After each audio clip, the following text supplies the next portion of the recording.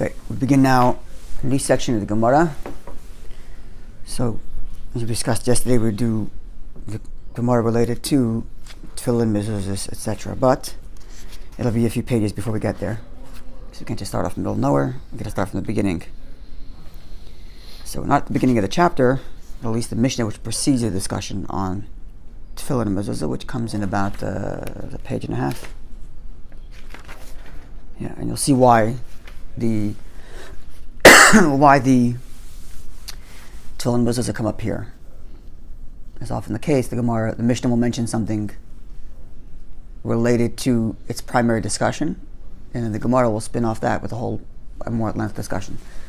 So the tractate Menachot, which we are looking at in general, talks about the Beis HaMikdash, the service in the temple, building the various different items in the temple, the different offerings in the temple, and the like. So the following Mishnah describes the making of the menorah, specifically one element of that mitzvah of making the menorah, and that element mentioned here in the Mishnah is related to the mitzvah of tefillin and mezuzah, and that's why it comes up here, and then later we'll get into the discussion of that. But we're starting a little before, just so you know where we are. Okay, so the Mishnah begins, Chavches Amud Aleph. Tractate Menachot, Chavches Amud Aleph 28a. The Mishnah. Shiva Kane Menorah, the 7 branches of the menorah, Ma'akvin Zeh Zeh, they literally, translation means they withhold each other. That is to say, the menorah is not a valid menorah unless it had all 7.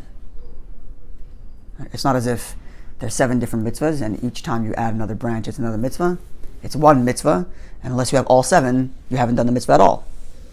Right? 7 branches, the 1 in the center and 3 coming out from each side. So likewise, Shiva Nerei Seha, the 7 lanterns, like the little cups at the top which hold the oil, Ma'akvin Zeh Zeh, they also disqualify each other. This is to say it's one big mitzvah. So you couldn't have some of it and not the others, and it would be like a half valid mitzvah. No, it's either all 7 or none. Likewise, and here's where the introduction to mezuzah and tefillin comes in, Shtei Parsha Shiva Mezuzah, the 2 sections of the Torah that we quote or that are written into the mezuzah, Ma'akvei Zu Zu, hold back each other. That is to say, you have to have both of them in order for the mezuzah to be valid. So the 2 parshas we quote there are Shema and V'hayim Shemaya, because those are the 2 times in the Torah when it says, you shall write this on your doorpost. So we're literally doing that. We're taking that paragraph, and writing it on the doorpost. So you may have noticed you used the word parsha. Parsha just literally means section. So whenever the Gemara uses the word parsha, it does not mean the parsha has to be divided up for the year. In fact, in times of the Gemara, there were different ways of doing it. Finishing it once a year, or finishing it once every 3 years, which would make their Torah readings on a regular Shabbos much smaller. Right? So parsha just means a section, and usually it refers to, or actually always refers to, so if you ever got an aliyah, you'll notice in the Torah there are times when there's gaps in the writing. So there's 2 different types of gaps. A gap where in the middle of the line there's spacing, or at the end of the word, wherever the word ends, it's empty till the end of the line. Stuma or tucha, like an open break, which means it goes to the end of the line, or a closed break where it's a break of a couple of words in the middle of the line. Have you noticed that? Yeah. That's considered a parsha. From one such opening to another such opening, one closing to another closing, that's a parsha. That's a section, paragraph.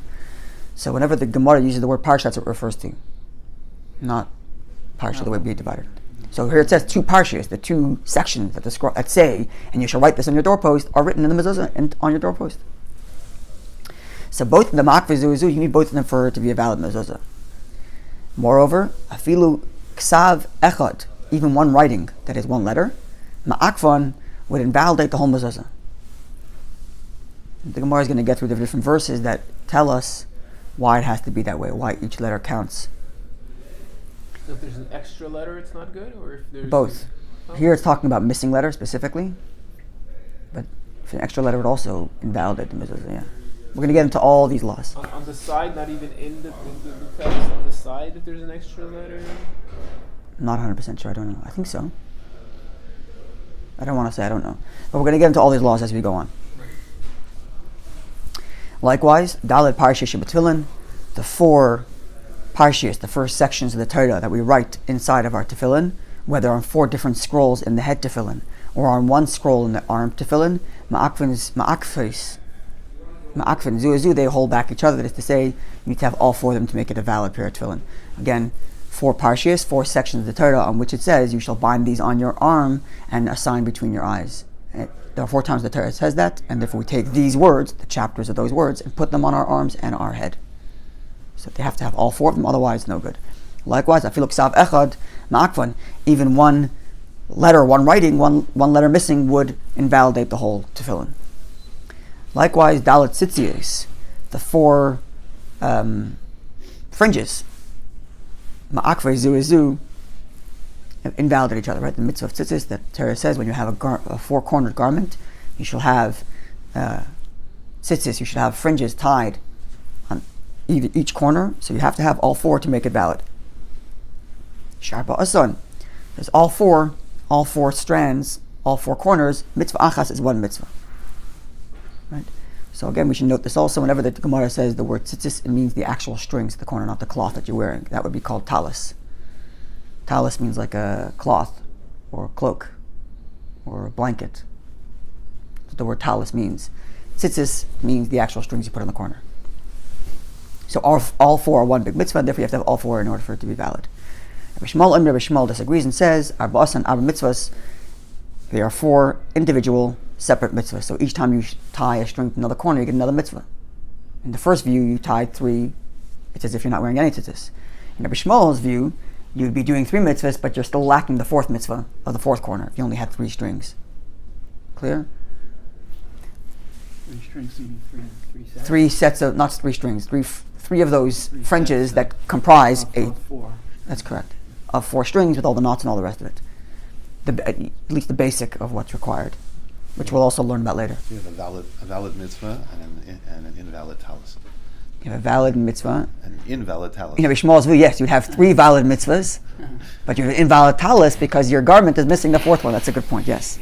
Meaning you're lacking still one more mitzvah that you're required to do. Okay, so that's the Mishnah.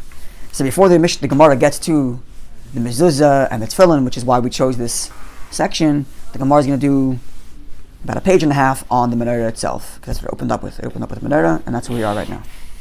So the Gemara begins with my time. What's the reason? What's the reason that the menorah has to have all 7, otherwise it's invalid? It's not as if like you have 6.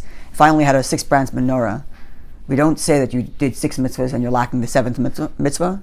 The entire mitzvah of menorah is invalid. It's one item that has to have all 7 branches, or all 7 of the cups at the tops, the lanterns which hold the oil. As Tosfos points out, the same thing would be true of the rest of the menorah also. Tosfos goes through why the Gemara doesn't mention that. The menorah has a whole bunch of details.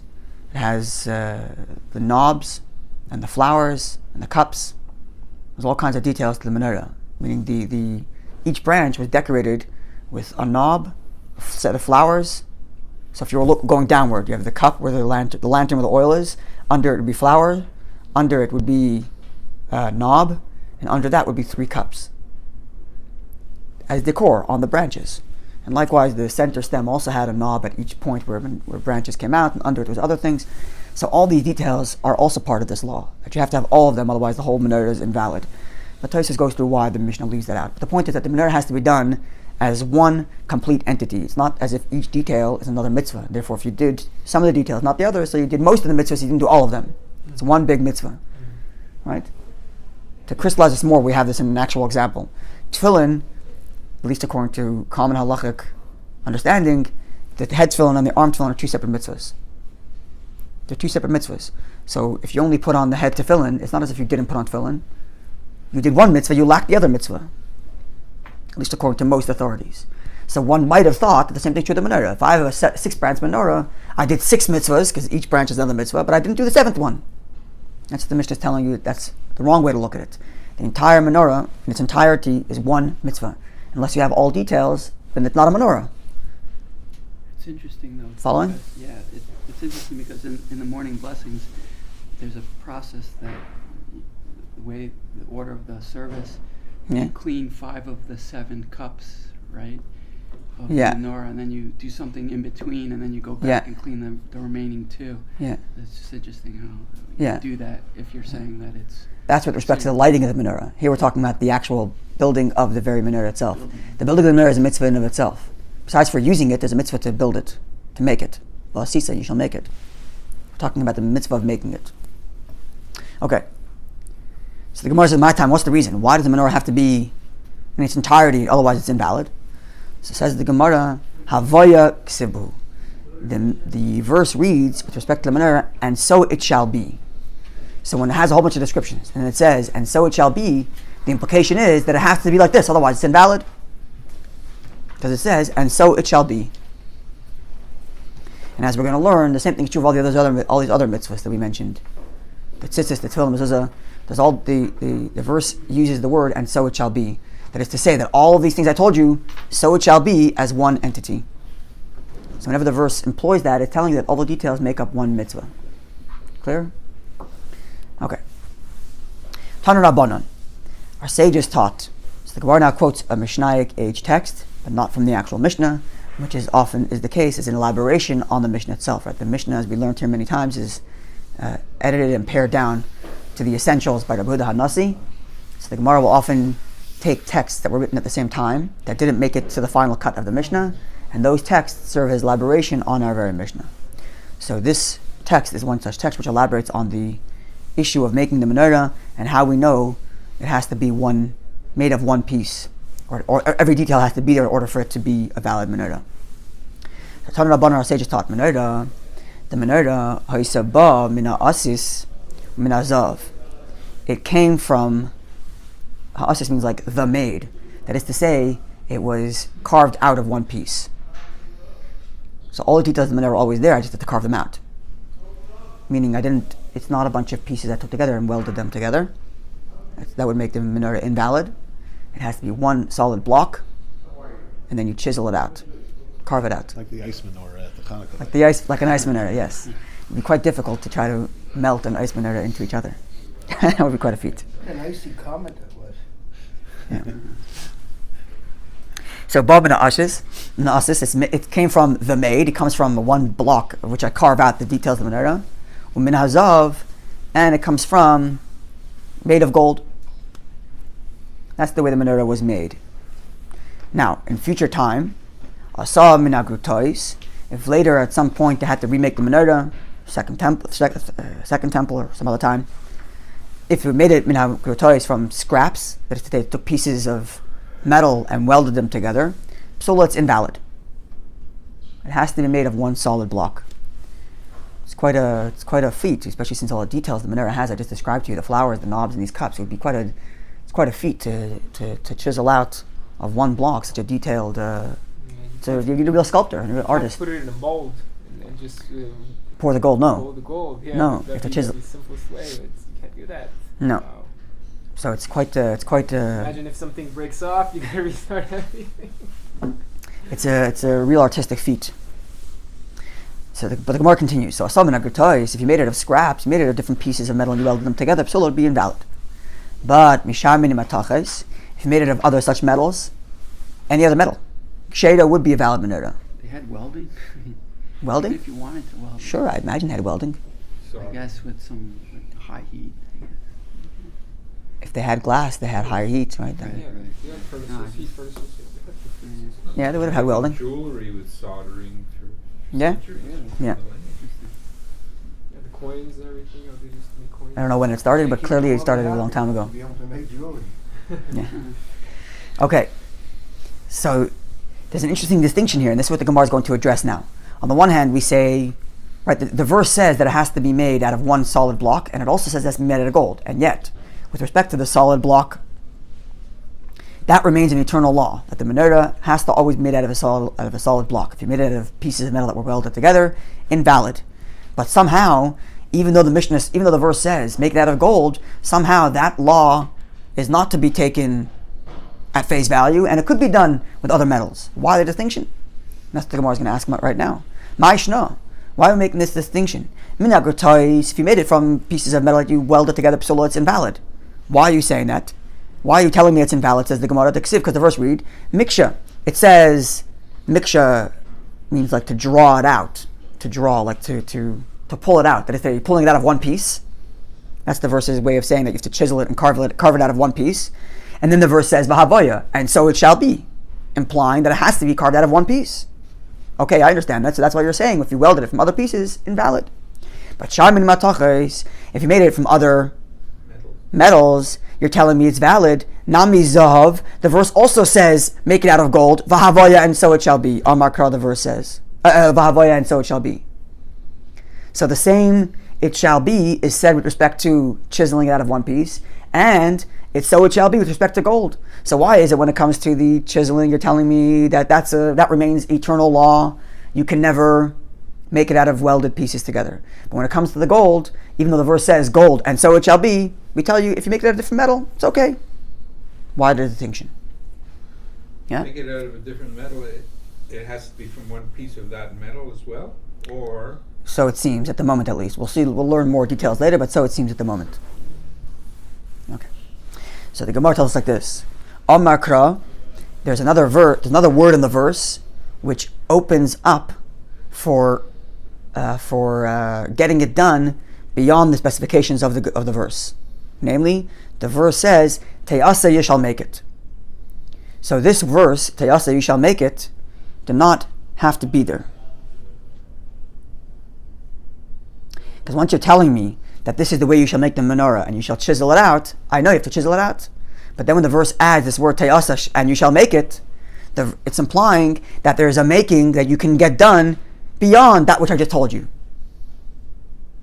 Right? Every word in the verse is precise, and if there's an extra word in the verse, it's because there's something that's coming to teach you that you didn't know. So the verse says, get it done in such a fashion, and then concludes, and you shall make it. And you shall make it. You already told me how to make it. What's the and you shall make it? And you shall make it is there to tell you that there is some way of getting it done beyond the way I just described it to you. So you have some leeway. And therefore, says the Gemara, L'Rabbis, this leeway comes to include shamin matachos, other metals. So when the verse says, make it out of silver, and then says, you shall make it, it's telling you, you can make it even if you don't have gold. Even though gold is obviously the best, because the verse says, make it out of gold. But there's some leeway. Now the question becomes, the verse when it says, and so you shall make it, doesn't tell you what kind of leeway you have. It just tells you that you have leeway. So why are you choosing that the leeway is with respect to other metals, rather than telling me that the leeway is I can weld it together from other pieces? Why are you choosing one over the other? You see where we're going? Okay. So the Gemara Ema, perhaps, maybe this leeway is coming to tell you that you have some leeway and you can make it from comprised metal, from welded metal, whatever, let's say gold. So let's say we kept the gold as it had to remain gold, but we gave you leeway with respect to the welded. And therefore the verse is telling you you can make it with welded gold. Instead of saying that the verse is saying, no, it's got to be chiseled out of one piece. But you can use other metal. Why are you choosing that leeway over this leeway? Clear with the question? So it says the Gemara, I wouldn't say such a thing. Why? Da miksha. Because with respect to the word miksha, which is the word the verse used to describe that it's carved out of one piece, ksiva, the verse says, havaya, so it shall be. So because the verse says, so it shall be in relation to the word, and you shall chisel it out, so I know that chiseling is specific, and therefore this leeway has got to be applied somewhere else. Namely, that it can be done with other metals. This is what the Gemara says at the moment. It still has to be done out of one piece. But it has to be done out of one piece. Because over there the verse says, havaya, so it shall be. One piece if it were gold. No, No? any material. Any material. Because we weren't given leeway on whether or not it can be chiseled. That we're saying, havaya, it's got to be that way. Okay. Except iron. La'akiv, to tell you that it has to be in that manner. With respect to chiseling out, the verse says, so it shall be. The Gemara counters and says, but te'asa, this leeway, namia mikshiksiv, is also written with respect to chiseling. The whole verse comes together. So you're telling me that when the verse says leeway, it's talking about something else. When it says so it shall be, it's talking about chiseling. They're both set in relation to each other. They're all set in relation to each other. So you are essentially picking and choosing. You're telling me that when the verse says so it shall be, it's making a reference to so it shall be chiseled out of one piece. And when it says leeway, so you can make it, other metals. Why are you choosing one over the other if they're all set in relation to each other? Clear? We tried to split and say that when it says so it shall be, it's referring to one law. When it says so and you shall make it, which is leeway, it's talking about a different law. But now the Gemara is countering and saying they all come together, and you have to pick and choose and try to figure that out. Okay? Now the Gemara is going to work a little bit backwards. In other words, the Gemara is now going to talk, assuming you already know the conclusion. I'll explain what I mean.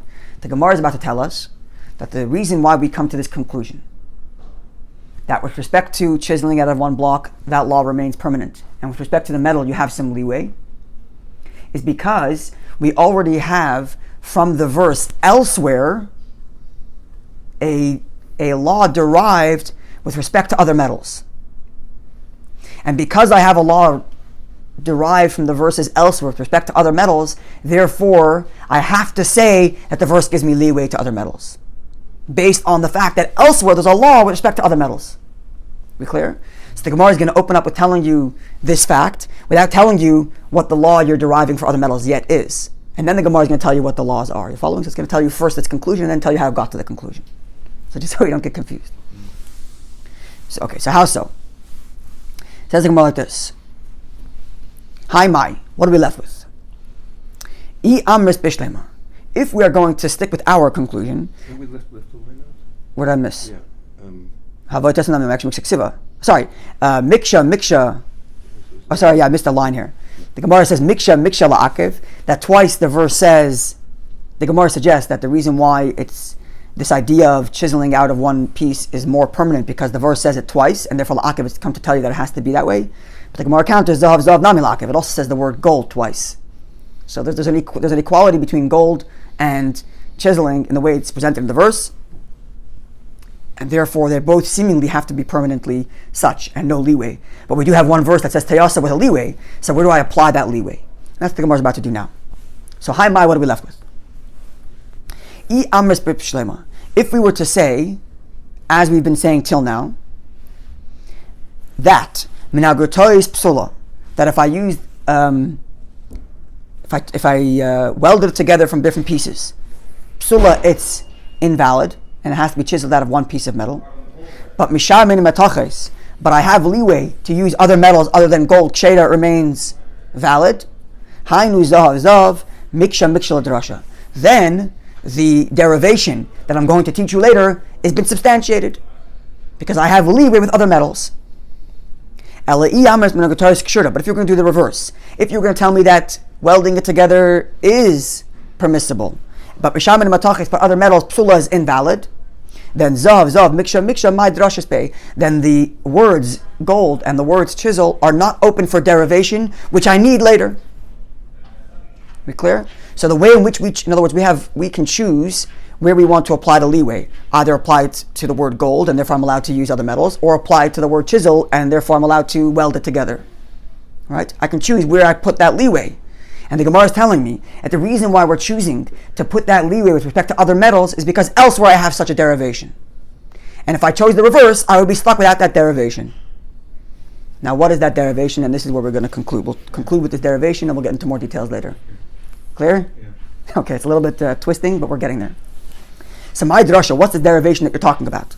Says the Gemara, the Tanya, because we've learned in a Mishnaic age text, where it reads, it opens up with a quote from the verse, which says, Kikar Zahav, the menorah should be made out of, Kikar Zahav Torah, made out of a talent of pure gold. A talent is a kind of measurement, I think, right? It's a weight. It's a weight. It's a weight. So a talent of pure gold. Yasa Oisa, it shall be made. As Kol HaKelim Ha'ela, all of these vessels, that is all the particles of the menorah, the details I told you before, the knob with the cups and the flour, all the rest of that, all have to be made out of one pure talent of gold.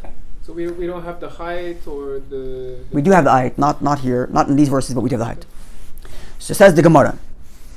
It says this text in analyzing that verse. Ba'azav, if gold is present, that is to say you're using gold to make your menorah, then ba'a kikar, then you have to have a talent. The verse says a talent of pure gold. So when do I apply this law that you have to have a talent? When it's gold.